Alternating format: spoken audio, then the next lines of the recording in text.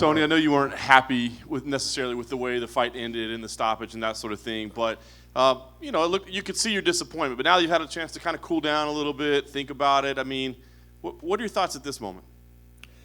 He was slowing down, I think. I mean, it was just kind of like a lot of the other fights. It took me a second. We had a long year, not a year from the last time I fought.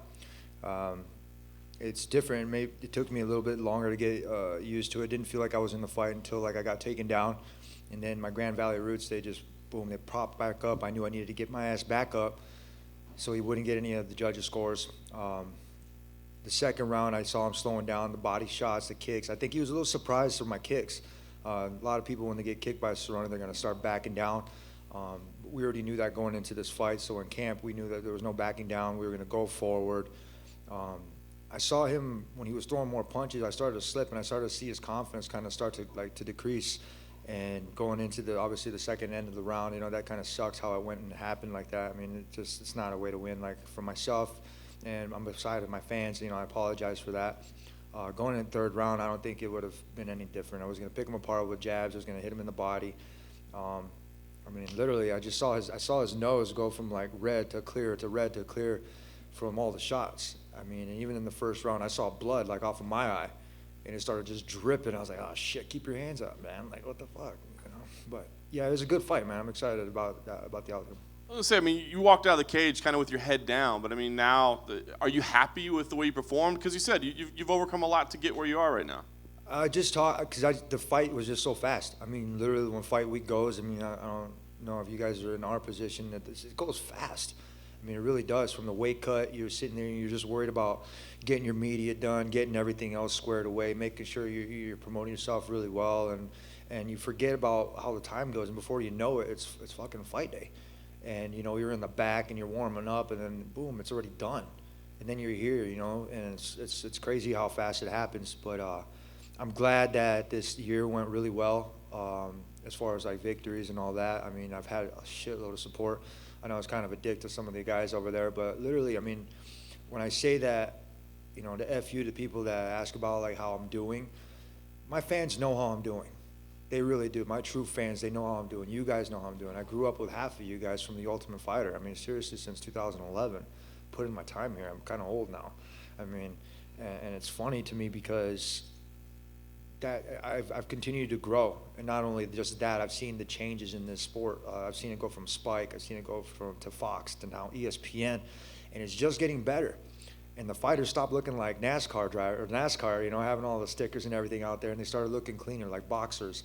And you start to have like people like step it up in their game, and it's I'm very proud to be a part of it, and I'm very thankful to have such a great fan base that cares about our well-being, because we're not animals, man. We're not out here cockfighting. We're actually athletes. We come from good backgrounds. We have families, and we put a lot of time and effort into this. So thank you for everybody that really does care.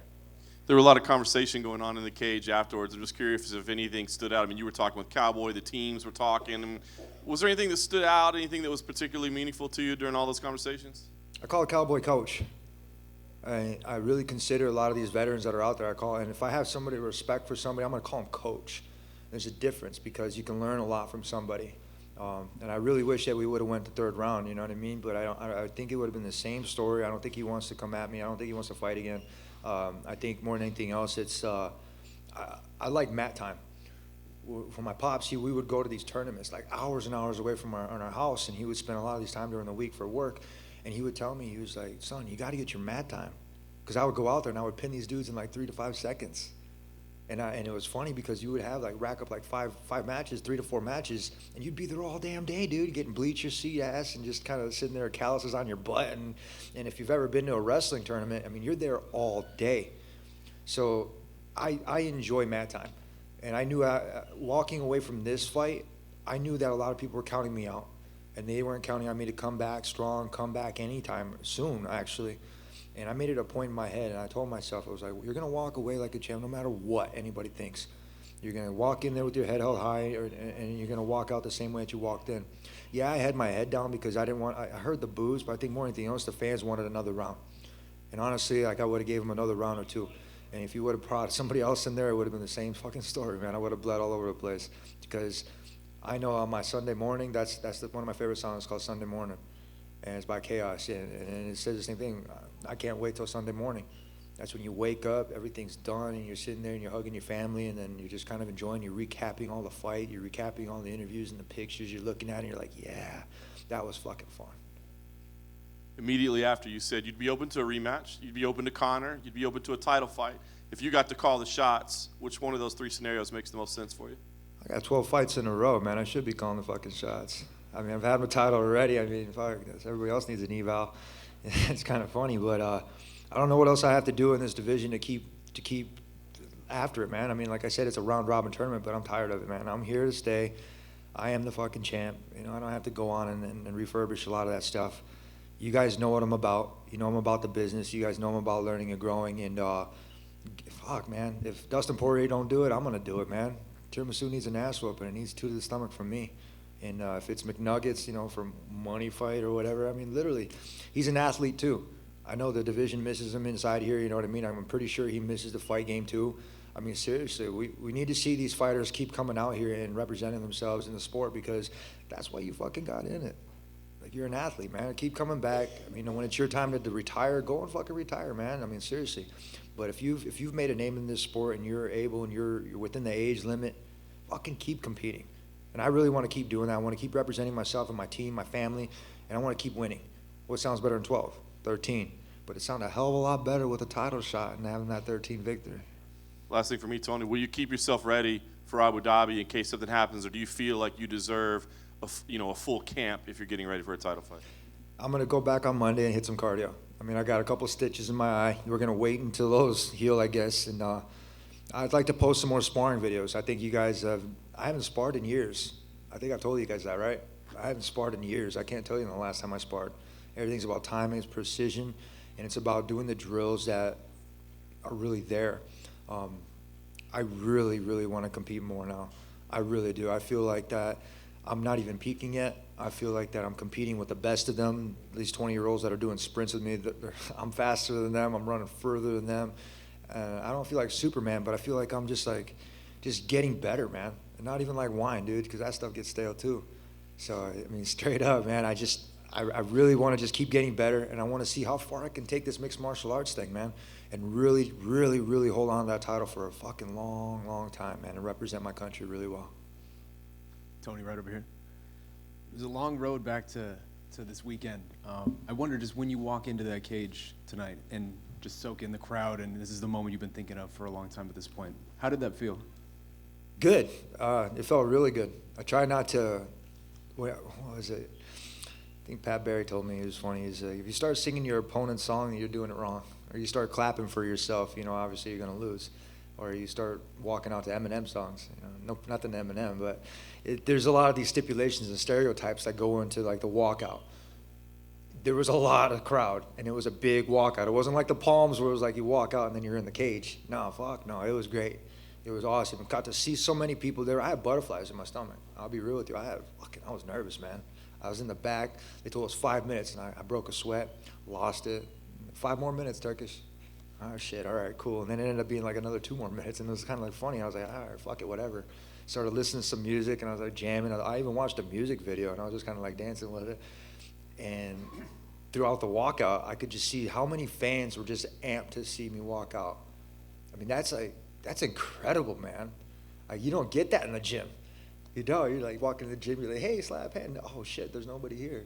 Nah, man, and then it's an immediate, like, just boom, and then it just hits you like a fresh breath of air. And you're walking out and you're hearing your song and you try not to force anything like dancing or doing anything else like that. You heard Cerrone say at the open workout, I'm not going to break dance for you guys. Usually I'll do something kind of like that. And I wasn't trying to force anything. I was just trying to soak it up, man. And it was really awesome. It was really cool, warming. The nerves, is that unusual, or is that something you usually feel before the fight?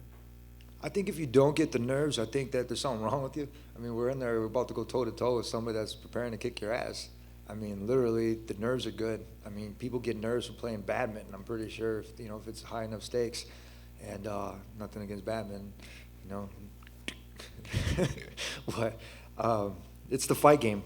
And we prepare as much as we can. I mean, like I said, it's been a long year. I had a lot going on. And I didn't know how anything was going to go. It was a short notice fight, and this dude was coming off of nice victories, man. So You're a new kid. I mean, literally, you got everything on top of your plate right there. That's gold. So to compete with that, I mean, literally, your goal's got to be just as shiny, and that's how it was. Once you're in there, it felt like started finding your momentum, finding your rhythm, and then by the second round, you were rolling. What was working for you in there? Jabs, body shots, kicks. I think he wasn't. I utilized these kicks. My coach's Muay Thai is dope, dude, and we can count on my jiu-jitsu, which is awesome, and then my boxing, my movement within that. I mean, like, I put together a fucking solid team, like a really solid team. I don't have like a bunch of training partners. I have the right training partners, and when we all come together, it's all about business, man. It really is. I mean, this is a business. This is entertainment. But if you don't take this shit seriously, your ass is not gonna win, and you're gonna get hurt. And you know, my grandma told me, shout out to my grandma in 805 and all my family out there too in the 231. But she always tells me, get in, get out, mijo. I mean, literally. And I met Cowboy's grandma too, and she said the same thing. She's like, you know, I know you guys have to do your job, but and she gave me a kiss on the cheek, which is fucking awesome. It was hard to go in there and to fight somebody that's really genuine and nice like that. But this is a gentleman's sport. We're out there, we're here. He's a cowboy, I'm a horseman. We're here, like old school Tombstone, man. We're here to clean up the streets. So, like you said, 12 straight wins. Only 5 other men have had longer win streaks in the UFC history, and they are all very long reigning champs. Does it almost feel like you've become sort of your own separate entity aside from the belt, like this sort of boogeyman, to use? You should see the inside of my jacket. It says champ shit only. My tailor's pretty cool. I didn't look at my suit until the game day, and he remembered my size and everything. I got surprised with the suit, and it's those little things like that that make a huge difference. And that's when you stop worrying about the numbers, and it starts to become letters. It starts like, you know, like the MCN, like all that kind of stuff. And I couldn't tell you what my record was. I really couldn't. I forgot how many wins I had in a row. Not to be cocky, but it's just I just fucking don't care. I don't. I mean, I look at that belt and I carry it with me during like media day and all that kind of stuff because I'm proud of that, man. I won it. I mean, literally, and I haven't lost it. To me, I haven't lost it. I gotta lose in order to lose that shit. If I would have lost tonight, I would have bought Cowboy a fucking belt. You guys understand that? Like, that's the kind of guy that I am. I don't care what anybody else is fucking doing, but that's me. So if I'm at 12 fights in a row and there's those people that are like that, I'm not gonna look at that because I want to keep going. I want to be on the Hall of Fame. And how do you do that? You keep fucking winning. You keep putting your nose to the grindstone. You keep doing the damn thing. You don't worry about that other bullshit. It'll come with it. And then last for me, you mentioned open workouts. It seemed like there was a moment, maybe towards the end of open workouts, where you sort of laid down on the mat and just kind of took in the moment, and the crowd was really going for you. They were really excited to have you back. What did it mean just to feel the love from the community this week, throughout the week? Well, I actually laid down because I wasn't going to do anything. I was just going to sit there and lay down and see if anybody was going to be like, are you going to do anything? But just all jokes aside, I mean, like, I like to do like little things like that. But the crowd, I didn't expect it. I didn't expect Chicago to be so awesome. Like, when we get here, Monday we went for a run. We put in 6 miles, ran to Lake Michigan, felt like home, like I was across Muskegon. And everywhere we went, dude, we had these people, Tony! I'm like, how they know it's me? And I'm like, oh shit, you got your jacket on. It says Ferguson on the back. So it says UFC, so I started cracking up, and the cameraman was actually running with us, which was pretty cool too, and he was keeping up. So it was inspiring, dude. Like, it felt like I was back where I belong. It felt like this, like, it's not just like where I belong. This is like my job, but not a job. It's like a career, but it's more than that. Like I said, aside from like victories and wins and stuff like that, I want to see how good I can get. I really do, because I don't think I've even peaked yet, man. And to have these people, they write me emails from all over the world, and they're telling how inspiring, how motivating, how just the things, you know, that went on, and just how to bounce back, and then from surgeries and from all the bullshit. And sometimes I get to respond to them, and I like to show my team a lot of this because, like, it's them. It's not just me. Because without them, literally, like, seriously, man, I wouldn't fucking, I might be here, but it'd be hard. It'd be a lot harder if I didn't have that support system. I mean, so thank you guys for the emails, man. I see them and I read them, and, you know, like, half the time it says, I know you probably won't read this. Fuck, dude, I try. I really do, and if I can't respond to you, well, at least one time I'll try. I swear. Thank you. Tony, congrats on a great fight. I guess based on what you said about your grandmother, Grandma doesn't care about mat time too much, eh? Hey, no. Get in, get out, mijo. That's what she says. And yeah, she knows it's a fight game, man. My very first fight that I had, I was borrowing her car, and I moved to California. I didn't really have much. I just had like 2 suitcases and like $50. And I borrowed a car, and the very first fight I had was an amateur fight. I went home. I told my parents, I was like, look, hey, I got an opportunity to turn pro. I was like, I'm going to turn pro in this sport. And they were like, well, if you're going to do it like anything else you do, train hard and give it everything you got. The very first check that I got, I don't even know, it was like $500 or something like that. Very first fight. And I was so proud of it. I gave my grandma that check, and she cried a little bit. And I was like, I'm in the right fucking sport. I was like, I enjoy what I'm doing. Everybody else didn't know what the fuck I was doing. They thought I was out fucking around because I wasn't at home. I was out in the gym 24/7. That's what it was. And that's how I've been since I started, since 2008, 9. I've been consistent with that because effort times consistency is confidence. And the only thing I've been building in this sport is confidence, straight up. One of the things it seems like, I don't know how many guys it is, but maybe your last 7, 8 fights in a row, you broke everybody up. I mean, broken noses, cuts on their forehead. What is it about you that does so much damage to your opponents? And do you think when you see blood that it makes you a little more vicious in there? No, I don't think so. I never ran the ball in football, right? And my pops was like, you don't run the ball. First time I ran the ball, I broke my wrist. So I've always been a cornerback, and I've always been running towards danger. When you see your opponent start to break down, regardless if there's blood or not, and in wrestling it's the same way. You see their cardio start to decrease. That's when you got to put the pressure on. That's when you put that aggressiveness in, and it's not about like the Bruce Lee or the BJ Penn. Yeah, it could seem like that, but that's another way to win. I mean, I got cut too, so I had to keep my hands up. I already immediately knew that. As soon as I saw the blood start to drip, I was like, fuck, he's going to go after that. And it's just like, I mean, yeah, you said it, if you smell blood, you're going to go after it. More than anything else, it's just like a target. Boom, you're just going to be like, boom, I'm going to start picking at it. Make it better. Boom, boom, boom, boom, and then go somewhere different with it. And unfortunately for my opponents, I got sharp-ass elbows. My kicks are getting better. I got to thank my coach, Coach Billy. He's badass motherfucker, man. You know, the Muay Thai that we've done, nobody realizes the shit that we go through for that stuff, man. And there's a lot that goes into it. And Tell us a little bit about what you go through then. oh, shit. A lot of bag work. And my coach has got a full-time job. I mean, like, all my coaches, they got pretty much full-time stuff. So if they can't make it, I ask them for drills. I'm like, hey, can you give me a couple of drills so I can do this stuff? And they know I'm going to fucking do it. They know I'm going to go out there and I'm going to bust my ass and do that stuff without them being there. I don't mind training by myself, but this camp, I had my buddy Vic. He was there, and he was in the military. And there's a lot of military people that I have a lot of support from, and I have to think of myself the same way. I have to go out there and do it with professionalism. I have to make sure I do it and I get home safe. And that's the biggest priority that I have, is to make sure that I can make it back home to my wife and my kid. I could be doing a lot worse stuff, man. And we're in a sport, and I'm very fortunate to be able to do what I love.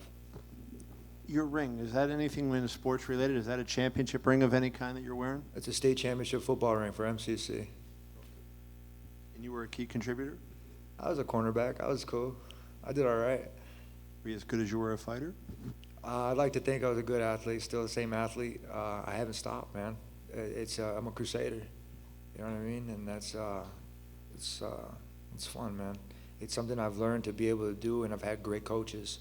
I keep in contact with a lot of my coaches, and they always say the same thing. And I've been fortunate that all of my coaches said, they were like, if I can't get you to that certain spot, we're going to make some phone calls to get you to that next person that can. That's not selfish. That's unselfish. And I've been blessed with people that have done that my whole entire life, and it's pretty cool. I'd just like to ask one more question. If you could break down 2 fights, Poirier and Khabib, how you think that might go? And then yourself against Conor. If that fight gets made, that would be a fascinating fight. How do you see yourself matching with him? First question with Dustin and Khabib. I see Dustin, he plays a lot against the ropes.